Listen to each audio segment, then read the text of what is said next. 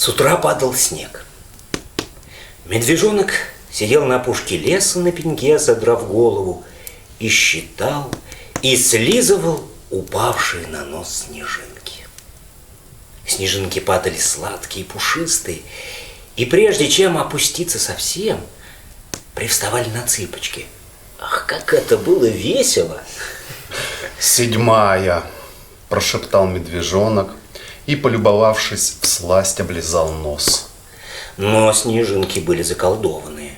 Они не таяли и продолжали оставаться такими же пушистыми у медвежонка в животе.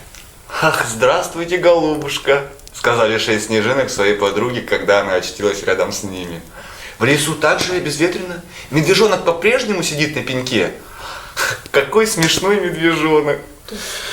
Медвежонок слышал, что кто-то в животе у него разговаривает, но не обращал на это никакого внимания. А снег все падал и падал.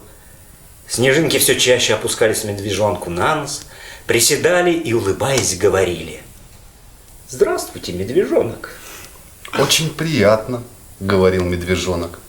«Вы 68-я». И облизывался. К вечеру он съел 300 снежинок, и ему стало так холодно, что он едва добрался до берлоги и сразу уснул.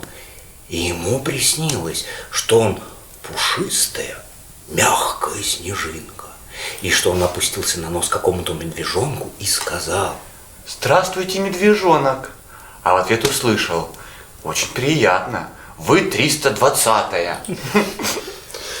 Лам-пара-пара-парам-пам.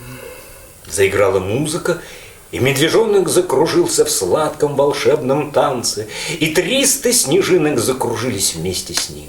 Они мелькали впереди, сзади, сбоку, и когда он уставал, подхватывали его, и он кружился, кружился, кружился. Всю зиму медвежонок болел.